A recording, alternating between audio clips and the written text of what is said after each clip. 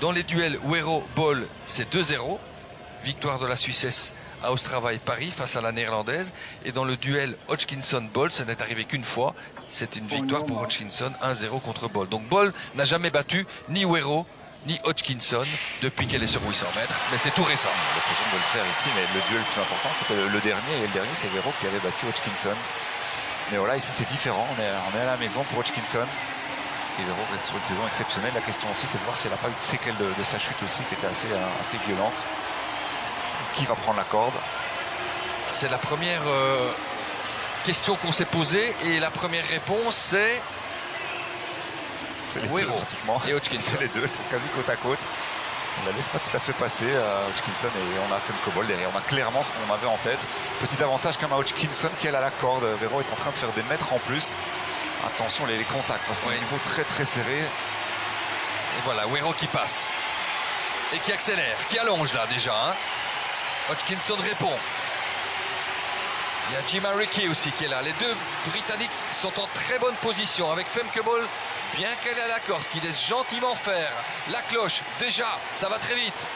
56, c'est solide. Attention, il y a beaucoup de vent face à une droite opposée. Il faudra attendre pour Hodgkinson qui avait attaqué à Stockholm avant de se faire abattre. Est-ce que Wero n'a pas jeté déjà sa tactique un petit peu trop tôt là? Elle s'est découverte. C'est sa manière de faire. C'est une course qui lui convient. À voir si elle a les jambes pour tenir. Elles ne sont plus que 4 déjà. Hein. Derrière, on est à la rue hein, face au rythme imprimé par Audrey Wero. Plus que 3. Hein. Ricky a lâché aussi. Hodgkinson semble vouloir attaquer là, en faisant des mètres un petit peu en plus dans le virage. Femke Bol en 3e position. Audrey Wero va-t-elle être sacrée championne d'Europe avec Hodgkinson? Est-ce qu'elle peut attaquer l'anglaise? Wero toujours, Hodgkinson est en train de revenir. Il reste encore de mettre attention à Femke Bol. Wero toujours en tête, Hodgkinson qui ne peut pas refaire son handicap et Wero va être championne d'Europe. Le chrono 1,54 et quelques poussières. Wero, Hodgkinson, Bol, les trois fantastiques étaient au rendez-vous, mais moins de suspense sans doute que prévu. Audrey Wero est sacrée championne d'Europe avec un record des championnats, s'il vous plaît, en prime. Extraordinaire. Bah, la logique a été respectée sur la forme de l'été. Wero est monstrueuse. Franchement, c'est prodigieux ce qu'elle a fait. Elle a été très solide mentalement. Elle a bien géré. Elle a couru comme il le faut, hein, sans à-coups, avec une accélération progressive. Et Hodgkinson n'a pas eu la capacité de revenir. Elle n'aura pas à rougir. Hein, une 55-01, c'est un record de perte de fou. Brodersbol qui fait le record national dans ces conditions-là, avec beaucoup de vent, mais avec le luxe d'avoir une lièvre pendant 800 mètres qu'est Audrey Wero.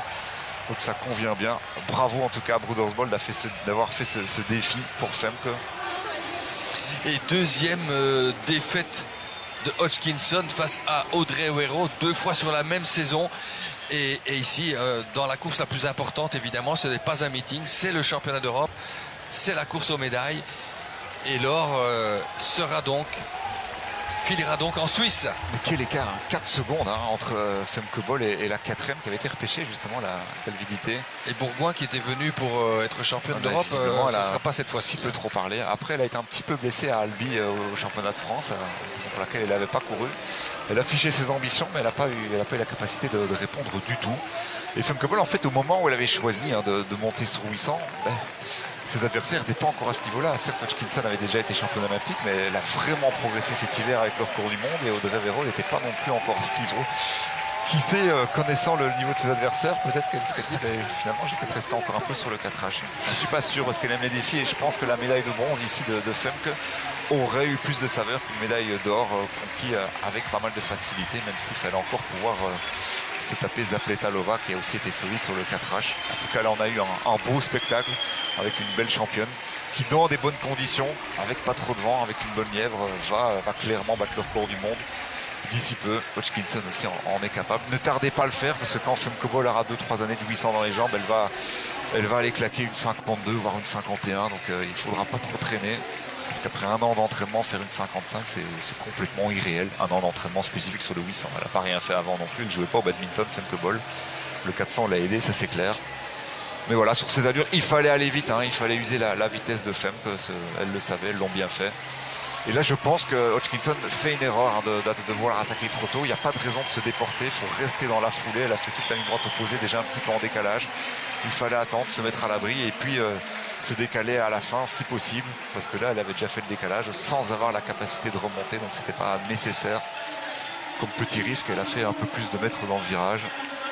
Mais elle était impatiente de pouvoir attaquer. Et malheureusement, pour Hodgkinson, Herrero était plus forte. Oui, mais c'est un phénomène, hein. Audrey Herrero, je vous l'ai dit, 22 ans seulement depuis le mois de mars dernier, la 3e performeuse mondiale de tous les temps, donc devant toutes les coureuses des autres continents hein, aussi. Les meilleurs chronos sont européens dans le monde avant de trouver l'une ou l'autre africaine ou d'autres coureuses, je l'ai dit, venues d'autres endroits du monde. Audrey Herrero qui est par sa maman d'origine ivoirienne mais qui est née à Fribourg hein, donc en Suisse et qui s'entraîne au club de Bellevaux. Et pour la petite histoire, ses aptitudes de course sont nées, c'est assez sympa comme anecdote, lors des sorties familiales en forêt, elle préférait rentrer derrière le tracteur de son papa. Ah oui, j'avais lu ça. Voilà, en courant donc. C'est inné donc quelque part. Hein. C'est comme ça qu'est ce goût pour la course. Sa façon, cette envie de se défouler, cette envie d'avoir du plaisir dans l'effort qu'elle a développé depuis son plus jeune âge et avec un entraînement réfléchi. Je sais que c'est un couple qui l'entraîne d'ailleurs à Fribourg, un bon duo qui fonctionne bien.